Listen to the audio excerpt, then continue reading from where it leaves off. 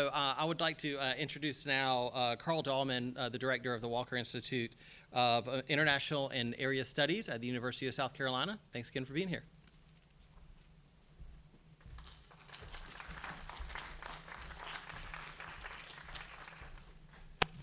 Thanks, Wilson, and good evening, everyone. Thank you for being here. As Wilson mentioned, I'm Carl Dahlman, director of the Walker Institute of International and Area Studies. We've been around for 61 years and counting. And we cover all areas of the world, basically everything that's not North America, and increasingly things in North America too.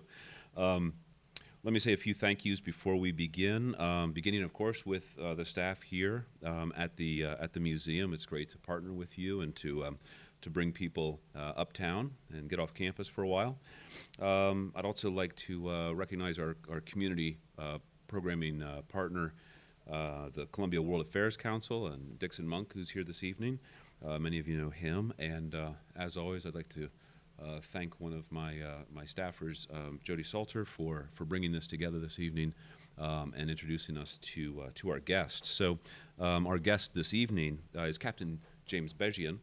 Dr. Bezjian has a PhD in Strategic Communication from the University of Edinburgh, and in 2017 was appointed Assistant Professor of Management and Entrepreneurship at the Citadel, where he has twice been named Professor of the Year, and in 2017 was awarded a top honor from students for his excellence in undergraduate teaching, an accomplishment that I greatly respect.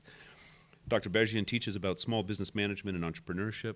That includes how to build a business plan, a topic which he also researches, having published papers on the formulation of successful planning in the Hollywood film industry. Apparently he knows what makes a good film. In reading his biography at the Citadel, I think we can see some of the motivation that leads him to the work he'll describe this evening and how it extends from the topics he teaches, linking strategy and entrepreneurship to identity and culture. We'll take a quote here. "The formation of identity is intrinsically linked to the culture a person relates to or creates. That culture is manifested through innovative practices and processes that create art, music, literature, and science. And it is these cultural areas that survive when a civilization becomes part of the annals of history. Dr. Bezjian defends this culture by applying innovative strategies to complex problems to ensure the protection of cultural and historical icons of various civilizations. And I think we can see how this work extends clearly from the statement of his personal purpose to help celebrate and defend the identity of people so that they have pride from where they come from and confidence of who they're going to be." Please join me in welcoming our guest, Dr. James Bezjian.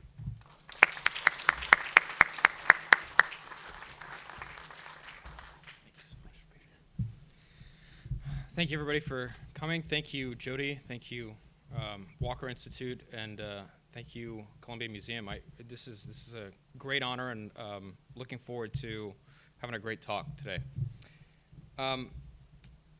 You might be wondering what a management professor is doing standing here when talking about cultural heritage and art, but interestingly enough, there's a lot of overlap in this area.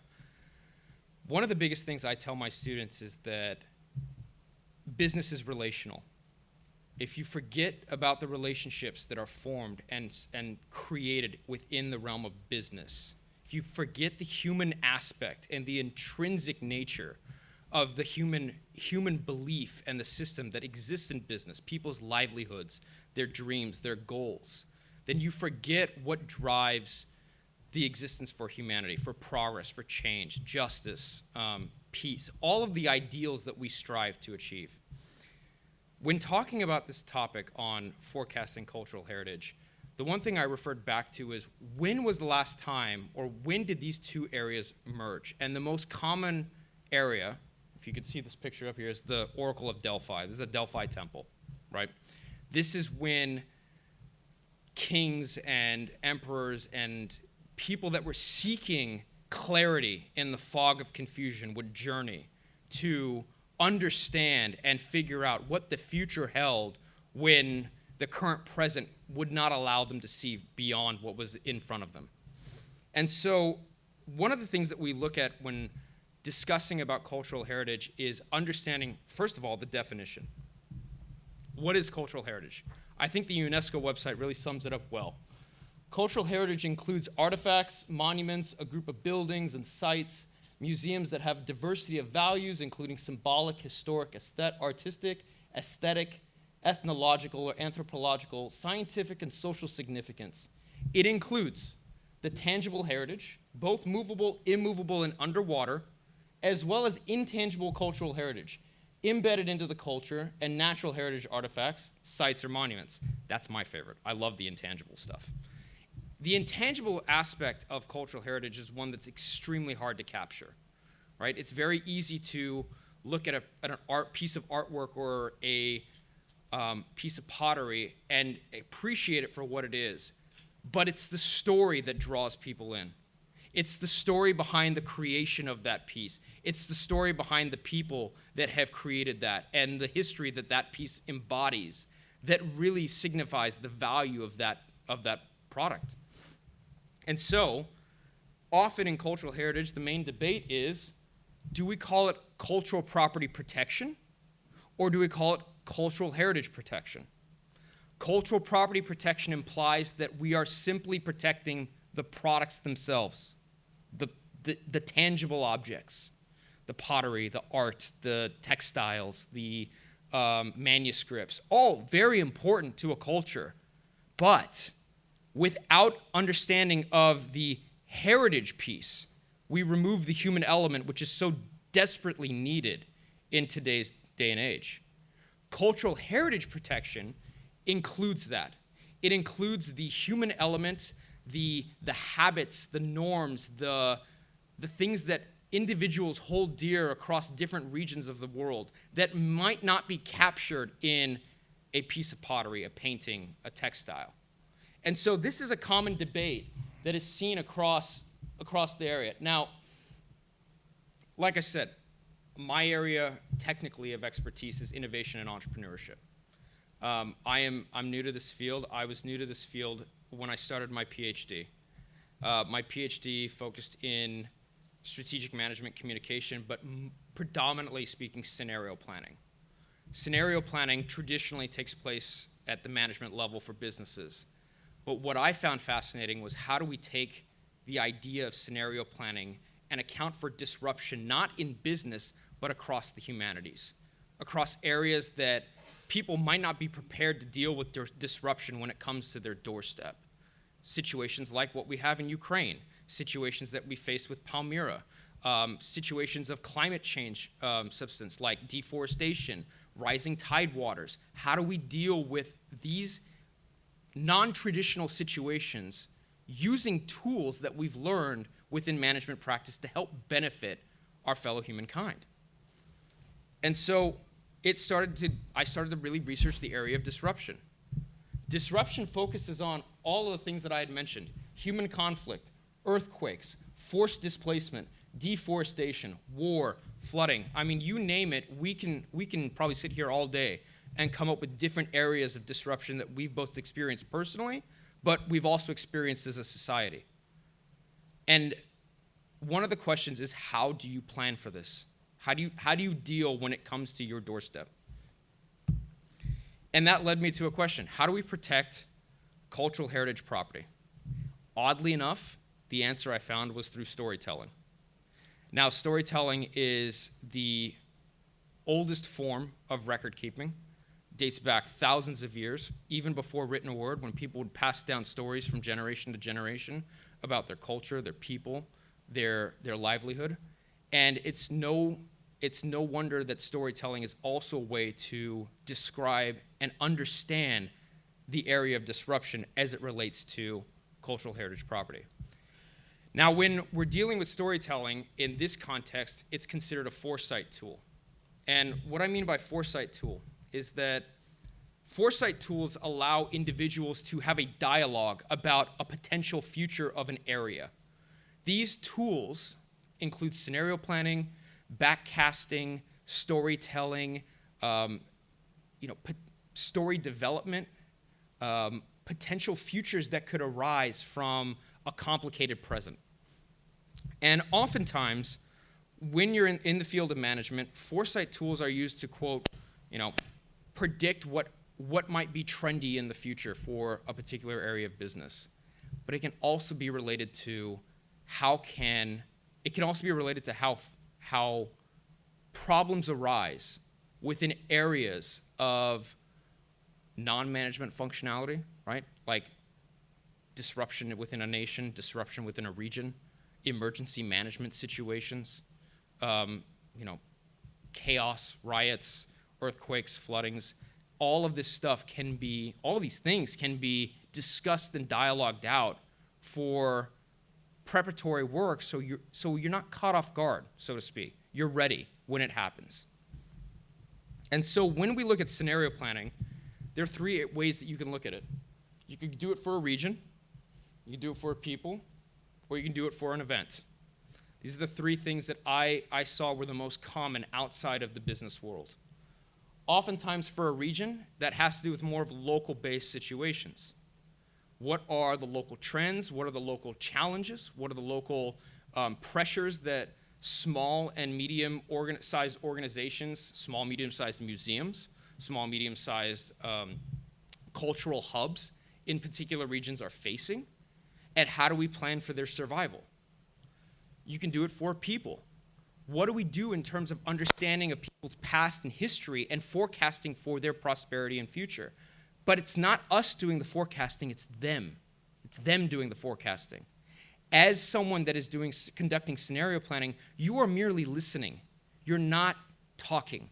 You are taking down individuals' accounts of their life, of their experiences. It's literally anthropological work at its best, where you're taking in these accounts to make up and create this diagram of representation of what that region is facing based on all of these individual accounts. It's very personal. And then you can also plan for an event. Events often arise with border disputes and conflicts, climate change issues, deforestation, famine, poverty-stricken areas, lack of rule of law. All of these things can put pressure on a people that you can actually extrapolate when listening to individuals on the ground. So this gets into how do you do a scenario plan? How do you conduct for this disruption? And like I said, the biggest thing is creating scenario narratives. So narratives focus on critical issues that are central to the focal organization or region or people or events, key strategic concerns and decision needs. It focuses on the priorities that the people place when they're telling their story, the emphasis that goes into the priorities of their needs and their concerns. And oftentimes when you're extrapolating a narrative, it's hard to, oftentimes it's really hard to create a story, right? Structure a story. How do we structure a story to tell a story of a region? What's the format? What's the diagram? What is the framework that we use? The most common framework when forecasting for forecasting for scenarios is a pestle analysis. Now, this is a very common framework used in management studies, but it's gradually being integrated more in the humanities, the social sciences, and across different areas of expertise. The pestle analysis accounts for the political, economic, social, technological, legal, and environmental concerns of that region, of that people, or that encompass that event. Using a pestle analysis, you can extrapolate concerns that are rising from a political perspective, from an economic perspective, from a social perspective, a technological perspective, legal or environmental. Oftentimes, the pestle analysis is connected to the intuitive logics approach. And that rests on the premise that developing a range of plausible stories of how a future could evolve. So evolving a future from all of these personal accounts by individuals, their concerns, their needs, based on these particular factors that are presented. That's one way you can forecast and create scenarios. Now, common way of going about this is that you take out the framework and you listen to people's stories. And from a multitude of stories that you're gathering, you're interviewing individuals either at the organizational level, like a museum, or on the ground level with the people in their tribes or in their cities or their towns, and you are extrapolating and creating scenarios based on a multitude of qualitative data that you're gathering, right? News reports from the local region, information that you're gathering from what you hear in the public square, information that you're seeing and seeking online. And you're able to craft several plausible scenarios and several implausible scenarios, because oftentimes it's the imaginative route that gets people to think more and more about the situations that they're facing. What could transpire? How could things affect? How could things roll out? What is the black swan event that we want to avoid, that we don't think could happen, but might likely happen, or could likely happen? And it's not a way of preventing things from happening. It's a way of preparing when things do happen. Oftentimes when we look at situations like what's happening in the Ukraine, several colleagues of mine rushed over to the border in Ukraine to start extracting monuments and material that was valuable to the culture. All of this was a reaction to what has happened. It was a reaction to an event that occurred. But where was the preparation for that potential future that could happen? What was the plan that was in place to make that process easier, to save that cultural heritage?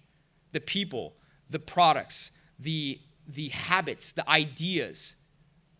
What was in place to make it easier to move and transport that, to protect it, instead of scrambling at the last minute to save what you could? That's what scenario planning can do. And oftentimes this is a technique for countries, organizations, and individuals, maybe not necessarily in conflict, but certainly individuals that could see things coming about and change that might be arising.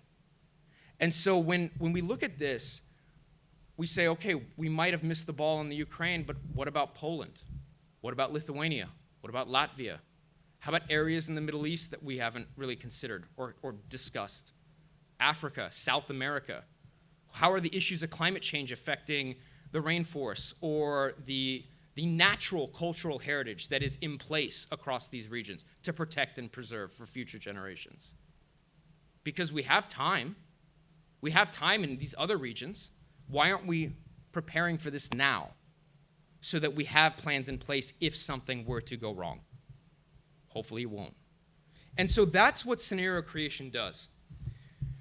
It allows individuals to create stories at the local, the regional, the national, and the global level that allows them to develop strategic plans of action to have in case action is necessary.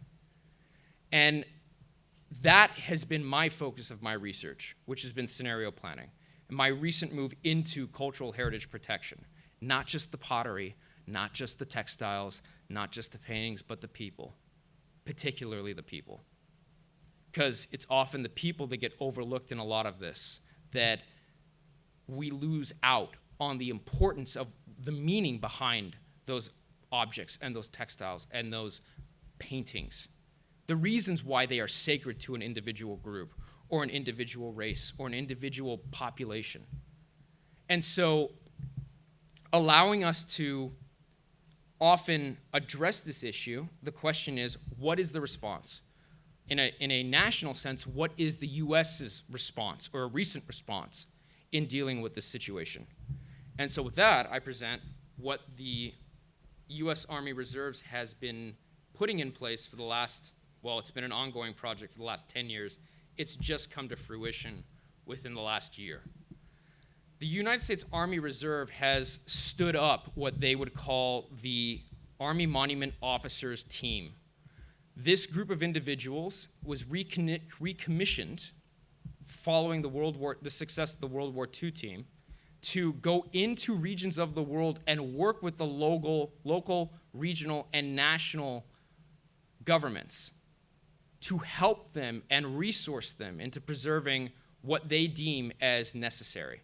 Now, there are a lot of things that they need to work out moving forward. There's a lot of kinks that have not been fully fleshed out. But for the little resources given, they've been able to accomplish a lot.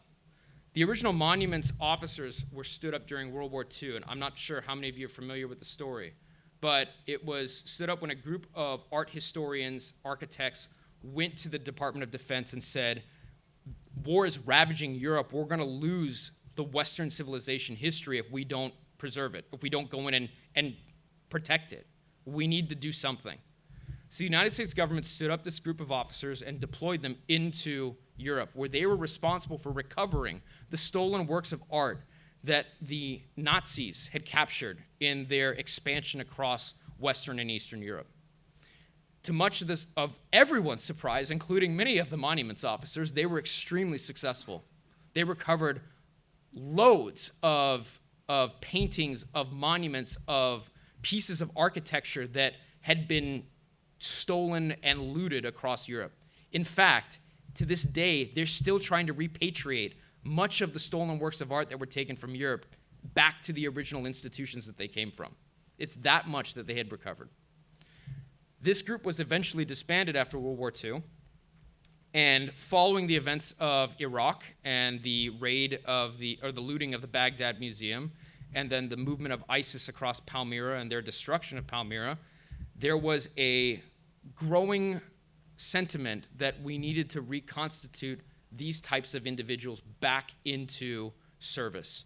Not necessarily just for the art and the museums, but on a much broader strategic level. And so in that picture on the right, you see Corey Wagner, who is the head of the Smithsonian Cultural Rescue Initiative in Washington, D.C. She was one of the original Monuments Men individuals that went into Iraq, who was rushed through a commission process to gather information and recover the looted works that were in the Baghdad Museum and to bring them back under Iraqi sovereignty. From her time there, she saw the need moving forward of how do we integrate this at the national level to ensure that this is something that is a priority for the U.S. government. Colonel DeJesse, who's pictured on the right, is an art historian. And when he took the reins, there was one individual that was a Army Monuments individual, and it was him. He had the task of raising this group up and recruiting this group over the next 5 years. I was blessed to be one of them, along with several other individuals across the country. He recognized that not being locked into one discipline is going to be our greatest strength. He recruited for diversity in thought, diversity in background, diversity in race, diversity in religion, and diversity across all of our walks of life to ensure that we had representation that could account for our gaps in our life knowledge. And with that, he recruited about 14 or 15 individuals in 2018. We went through the boarding process where we put our applications in, had to get reviewed amongst a group of generals and civilian experts. We were all approved for direct commissions into the Army Reserve, into this newly established Monuments Officers team. We were so excited. Everything was going great. We get our orders, I think it was March of 2019, or it was December of 2019. We were all ready to go fly out to the Smithsonian to start our training, meet everybody face to face in March of 2020, and COVID happened. And everything just shut down. And so we went through the next year and a half of trying to get through the hurdles of the challenges of COVID and the bureaucracy that the DoD might create. And fortunately, 2 of us got through for commissioning. And last year they had their first group, I think it was of 8 or 12 active duty or active reserve commissioned officers that were at the Smithsonian training for their first group around. I missed that boat because if any of you have ever gone through the medical review process for the military, it can be daunting, and they look at everything from getting your tonsils taken out to whether or not you had, acne in certain parts of your body. And so a couple of things set me back, but fortunately after a year and a half of going through the hoops, I got approved for that, and now I'm just waiting on my last leg of clearances to finally swear in. But this was the team that they stood up. And again, just kind of giving you a little bit of background. These were some of the original pictures of the Monuments Men from World War II that were where they discovered over 5 million pieces. And then Robert Edsel, who wrote the book Monuments Men, it became a nationally known, I think it was a New York Times bestseller book, became a movie. It was the essence of why they wanted to create this group in the first place. And so this is the national response, the government response to these concerns that are plaguing society at the time. So the current state is the intentional destruction of cultural heritage in Iraq and a war illustrated the need for a cultural strategy within the military, a new Army Monuments Officers Unit.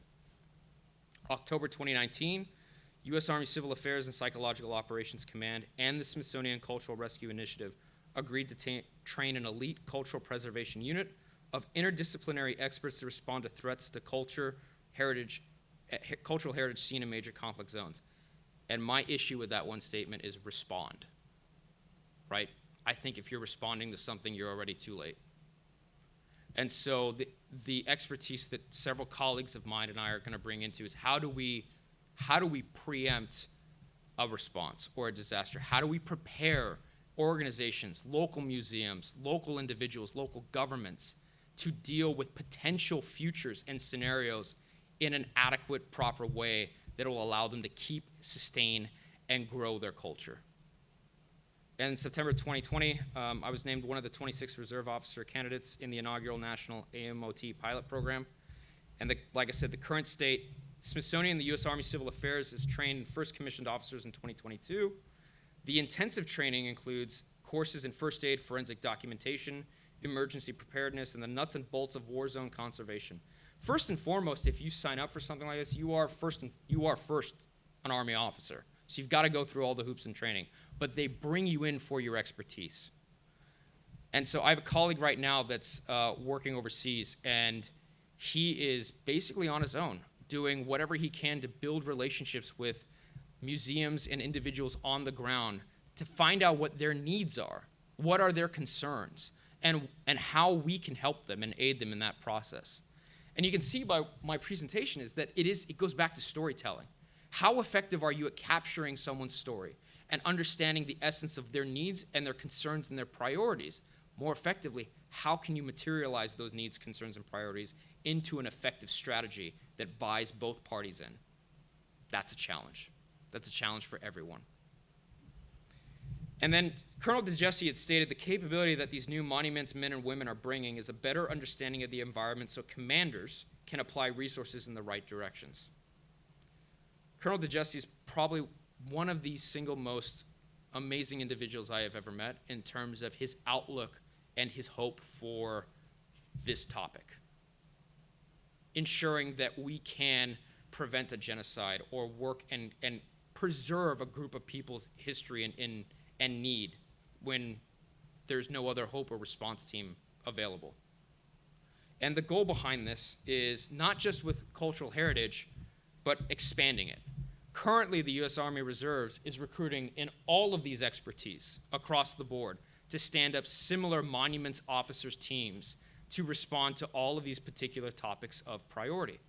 As you can see, there's quite a myriad of them. We have everything from environmental and natural resources to civilian administration, law, border and enforcement, commerce and trade, finance, agricultural, business and food, transportation, water and sanitation, education, and emergency management, just to name a few. All with the similar concept of creating an elite group of individuals from across the globe that can be part of these teams that go in across the world to help resource individuals that need these things to preserve their culture. So the need. So the Army needs new officers with skills in art history, cultural preservation, and objective management expertise. With the appropriate training, opportunities for direct commissions in the Army Reserves as monuments officers in the Civil Affairs branch, which is a 38 Gulf. That's their designator. The Cultural Heritage designator is the 6 Victor. Related civilian career opportunities exist. I think the power behind what the U.S. Army Reserve has created is the conglomerate and collaboration between the Smithsonian, having that civilian support. Because oftentimes, when you're in a position like this, you are solely focused on DoD resources or government resources, that having a partnership external to the government and in a international coalition of individuals, museums, and collaborations of experts that you can draw on when you don't understand maybe a particular issue or landscape that you get thrusted into, is the power in this group.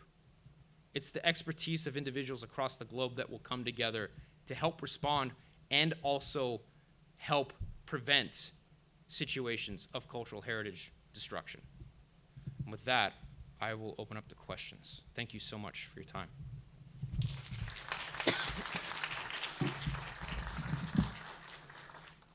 Do I just call? Okay. Yeah.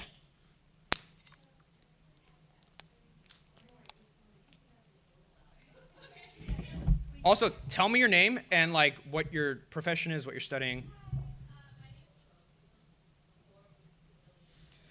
So the question is, what are some of the resources and things that the unit does to keep that cultural rapport and connection with the community? Is that it? Okay. I would love to be able to answer that question, as I haven't commissioned in quite yet. But I will tell you what I do as a civilian level. As an assistant professor of entrepreneurship and innovation, I run a lab at the Citadel. Our lab focuses on 3D scanning and preservation, augmented reality, and virtual reality. And so we were generously given a grant about 6 years ago to purchase 3 industrial-grade, high-powered 3D scanners. These types of scanners normally big institutions acquire. And we saw the fact that because we were able to acquire them, we could do some good with them for institutions that can't afford these types of resources. So our lab will solicit to small and medium-sized museums all over the globe and say, if you can just provide our lodging and board, we'll come in and we will 3D scan an entire collection for you, give it to you in virtual reality, put it on the database, and we'll establish that relationship with you right then and there. No charge, no nothing. Just give us a little bit of media time, show that we did something good for you guys, that'd be great. And we have done that across the globe now, where we've been able to archive museums' collections and put them in virtual reality so potential researchers don't need to fly out all the time. They could have augmented reality with all the detail on that platform that they can access. Better yet, they have filters that they can use that they can't see things with the naked eye with, that they can overlay in that. So one of the things I'm doing in my civilian career as a professor is building out those relations that I can then eventually tap into as an officer and say, what resources on a national level could we bring to you to help you with your needs and concerns? That's the power, right? Is that our civilian career is supposed to augment what we do with the government. And if it's not doing that, there's a disconnect. And that was really the strength behind bringing this unit up. Yeah. Hello, Cadet Dom from USC. So, sorry, this might be a little loquacious, but I'll get to it, I promise. 3 examples recently. So you have the Rwandan genocide, and then cultural, basically erosion within the Han Chinese population of China, and then obviously the invasion of Ukraine, seeking to erode Ukrainian culture. You look at all 3 of these examples, America's adversaries generally, especially authoritarian governments, don't love opposing cultures having, or destroying their autonomy, hegemony. If you look at Putin talking about Ukraine, he sees not really having Ukrainian people. It doesn't look at them all that different than Russia. In China, they're trying to erode not only Taiwanese identity, but identity of smaller ethnic groups. China has over 100, trying to get rid of especially the Uyghur populations, Muslim populations. And then Rwanda, when the Tutsis were absolutely destroyed by the Hutus, within the span of 30 days, we didn't mount a kinetic response. Kinetic, for you guys, is basically airstrikes, infantry. It's the traditional things we do in the military. So how do we actually protect these if not mounting kinetic responses? And obviously, when we're talking about responding and mounting these responses, that's great. But how do we protect them besides basically making sure that they can't destroy them? And what are the ways that we can mount kinetic responses? I don't know whether the unit does that, but I'm sure civil affairs does plenty. How do we go about it? All right, so I'm going to do my best to sum that up. What is the best way to mount responses for ethnic groups that are being ravaged by war and authoritarian regimes without just ensuring that products survive? Or Yeah, because like for instance with ISIS, right. destroying Palmyra, the only way to avoid them destroying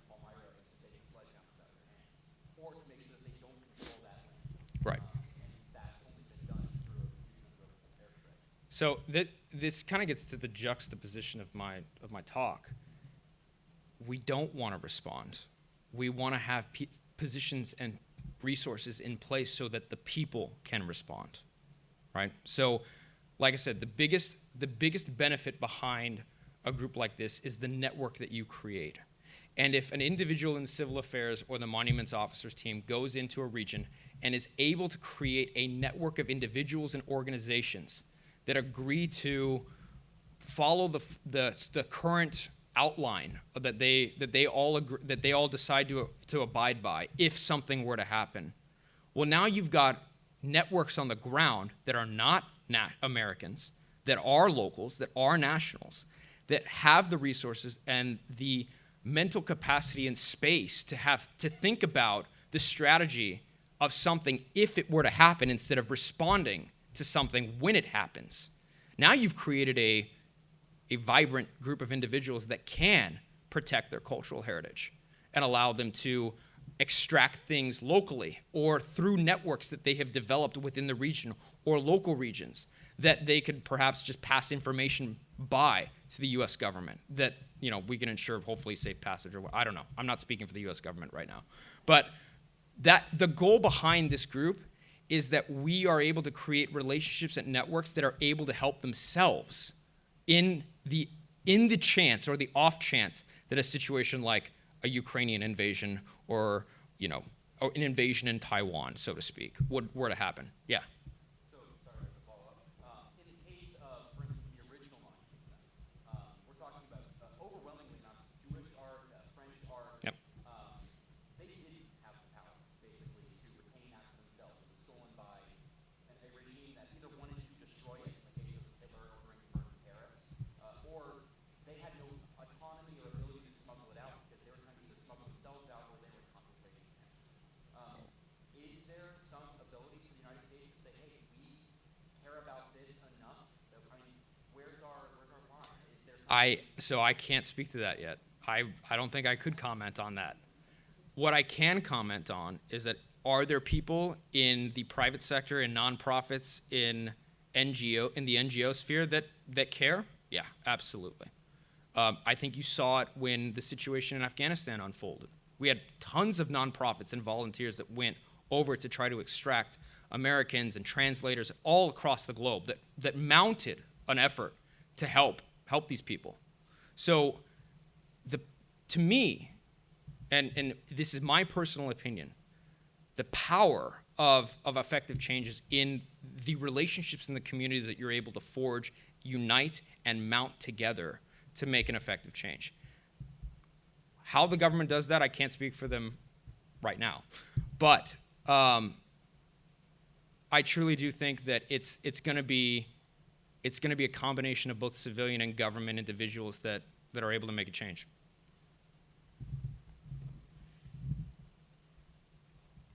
Go here, and then we'll go here. So. Hi, my name is Caitlin. I'm an undergrad student at USC.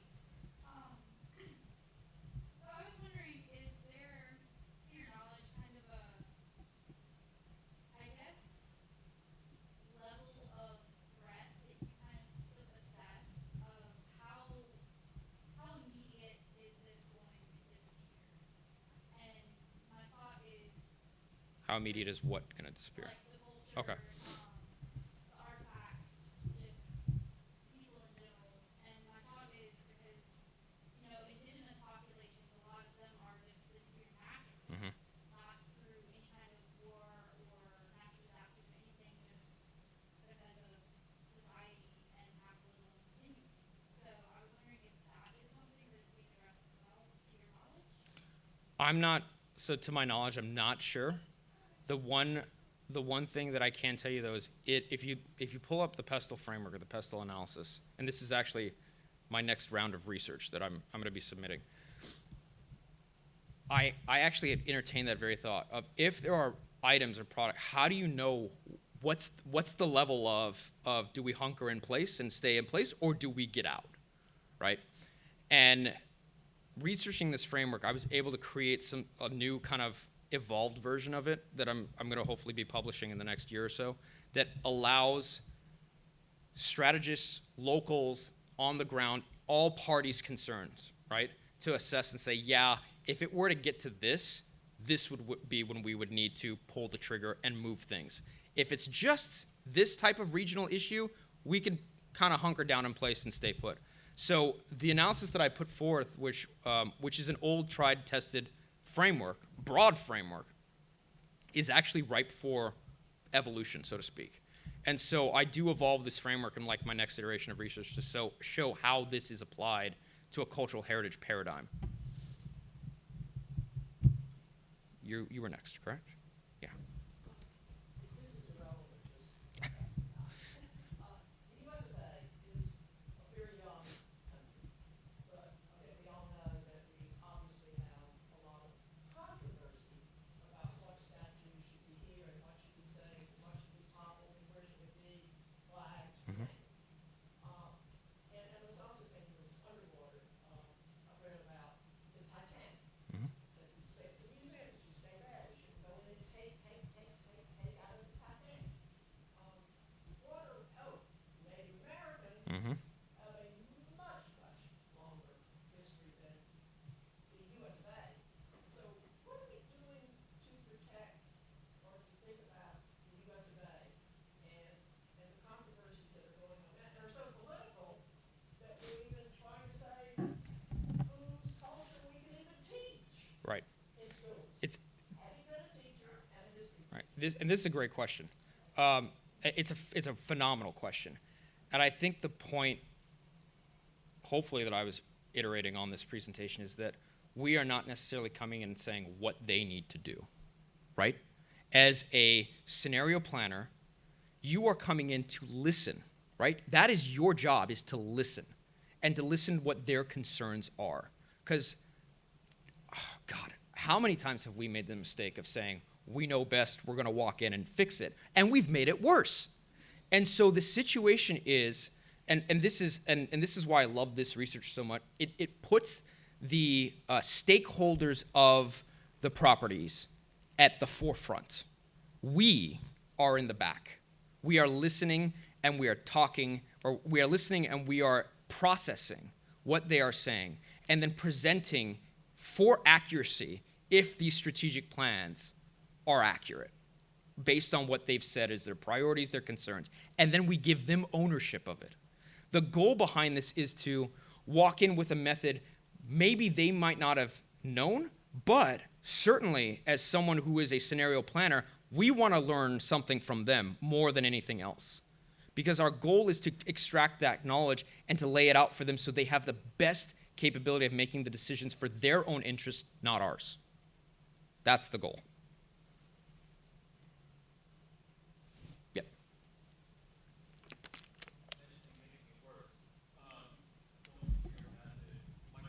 Yep.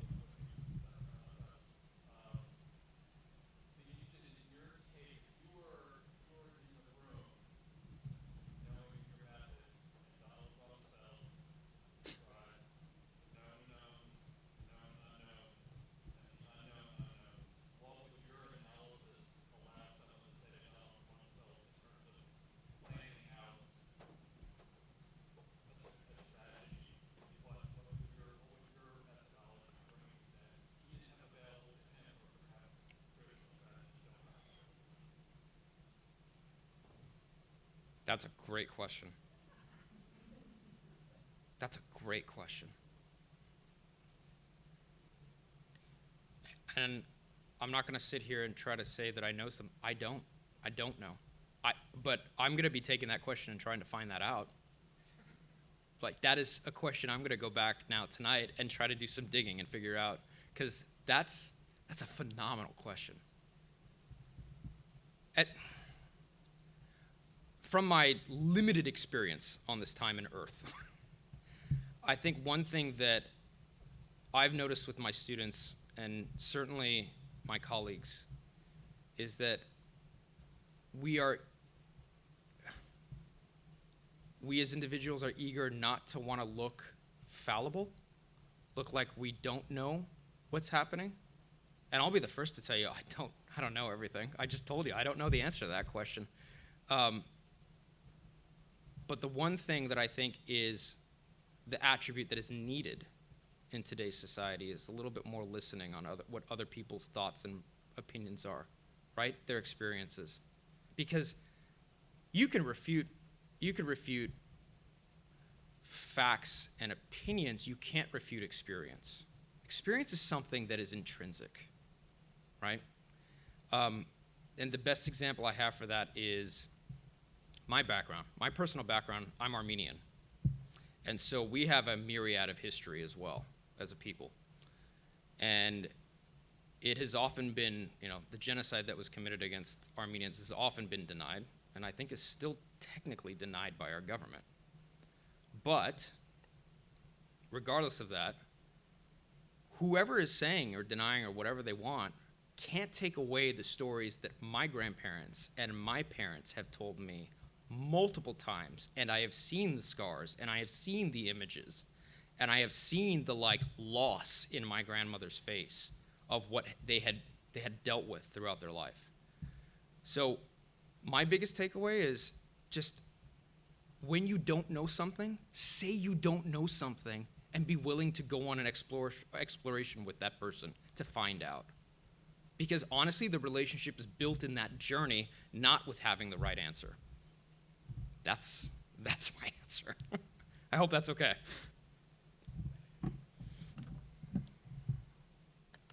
Yeah.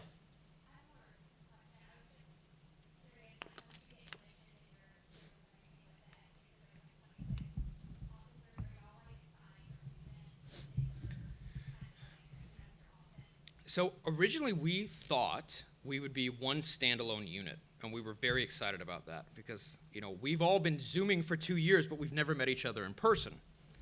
Then we find out we're not going to be all one unit. We're going to be dispersed across units across the country and given regions. So to my understanding, once I get commissioned, I'll be attached here to Fort Jackson, which I think is attached to the Middle East. So that'll be my region, if that is.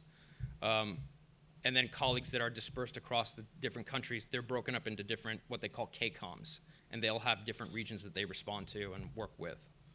So, anything else? Oh. Ladies and gentlemen, I can't thank you enough for allowing me to speak with you today. This was a huge humbling experience. You guys had amazing questions. I should have come better prepared. But I hope you all have a wonderful night. Thank you so much to the Walker Institute, to the museum, and once again, thank you again. I really appreciate it.